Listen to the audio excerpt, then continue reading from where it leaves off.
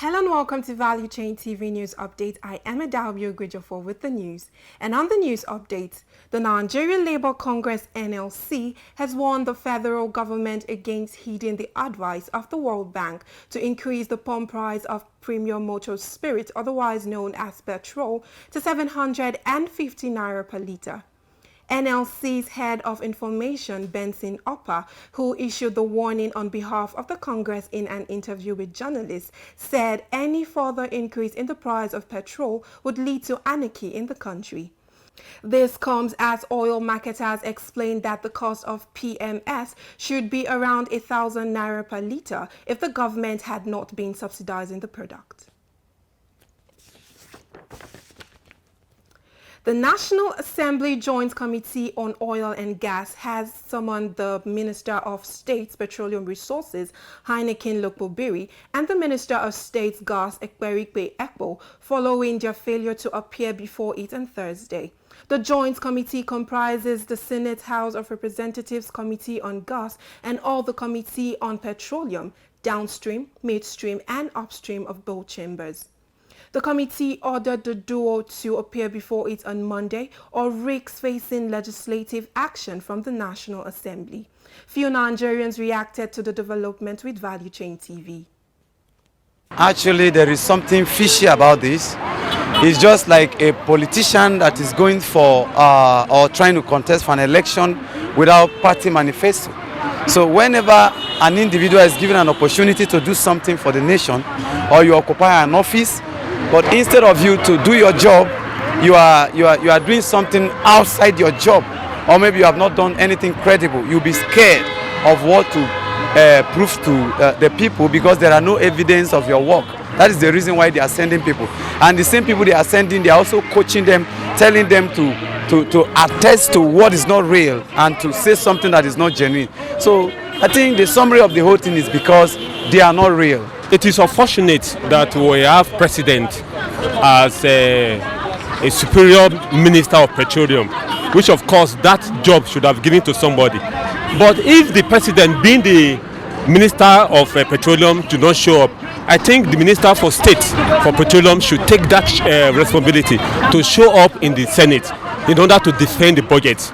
We cannot just be running as a banana republic, whereby you present budget and nobody should come and defend that, should not come and defend the budget. I feel like it's the minister was supposed to be there actually to defend, but I don't have the full story. I don't have the full details to know as so why he was not able to make it. So I feel like it's a thing of communication to actually get to the minister for oil resources. That's Heineken Lokpobiri. So reach out to him and see how his schedule is and like get an appropriate time, because he actually needs to defend the budget. There is actually no arm of government that is beyond supervision. According to the administrative aspect of the system itself, it has been built in such a way that it accommodates corruption. I think what they are trying to do now is some want to maintain that same platform of corruption so that they can be doing their fraudulent act. That is why you see that people are not coming out to defend their budgets. It's wrong. It's wrong. In a system where we have to build transparency, such a thing as budget should be defended, and it's not just being defended alone, and the process of it being carried out should be by a follow-up supervisory rule by appointees, those the government would appoint. It is very, very important that at least it is coming to this point. The chairman, Nigerian Electricity Regulatory Commission, Sanusi Garba, has said the liquidity in Nigeria's power increased from 282 billion naira in 2015 to 900 billion naira currently, adding that its financial burden in the industry had been reduced by about 337 billion naira. This was disclosed by the Commission at the ministerial retreat on the Integrated National Electricity Policy and Strategic Implementation Policy. Minister of Power Adebayo Adelabu called on operators and agencies in the sector to work with the government, stressing that those who failed to deliver would be shown the way out.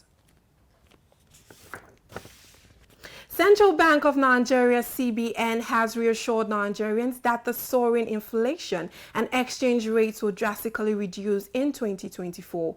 The Apex Bank Governor Olayemi Cardoso gave the assurance and breakdown when he appeared before the National Assembly Joint Committee on Banking, Insurance and Other Financial Institutions in Abuja. Cardoso explained that unification of the exchange rates windows in June this year has ushered in a new approach to management geared at reducing arbitrage, rent-seeking behavior, and speculation in the market. He added that due to prevailing factors, less revenue would be earned from oil exports in 2024.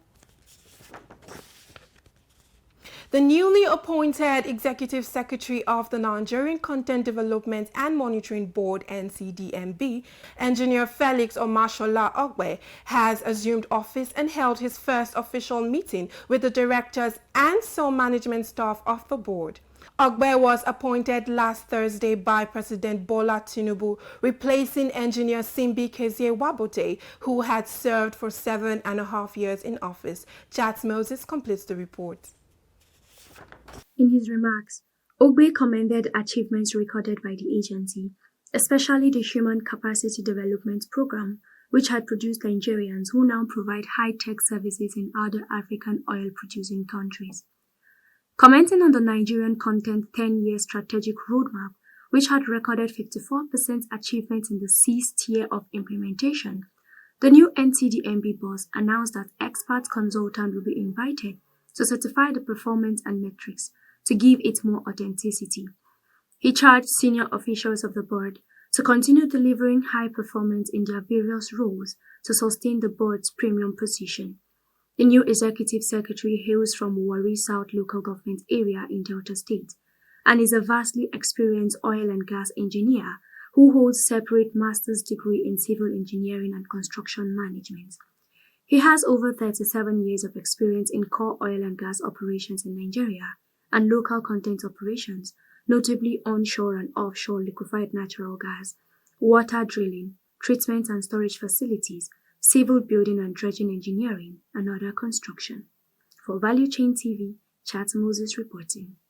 The Minister of State for Petroleum Resources Oil, Senator Heineken Lokpobiri, has said henceforth the federal government would only prioritize energy firms with proven capacity and would be considered for award during bid rounds.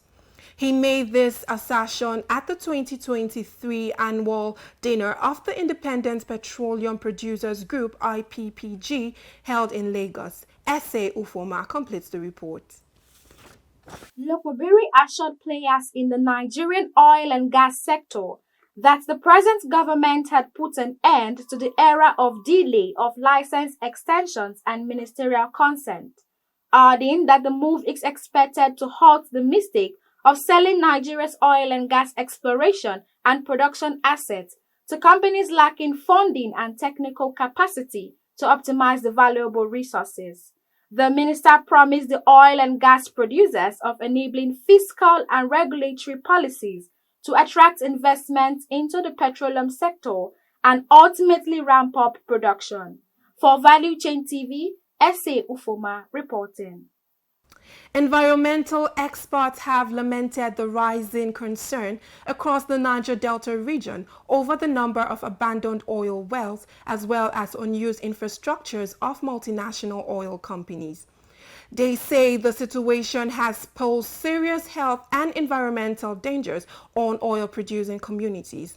In Akwa Ibom State alone, over 32 oil wells were said to have been abandoned in facilities located in Oko, Okoro Ete, and Utapete communities of the state. Also, the onshore oil field located in Olugbiri Obai local government area of Bayelsa State has been abandoned with about 21.26 million barrels of hydrocarbons. An environmental expert, Dr. Nyamo Bassi, reacting to the issue, pointed out that there were several wellheads, manifolds, flow stations, and pipelines across the Niger Delta that needed to be changed and decommissioned, having stayed decades unused and unattended to.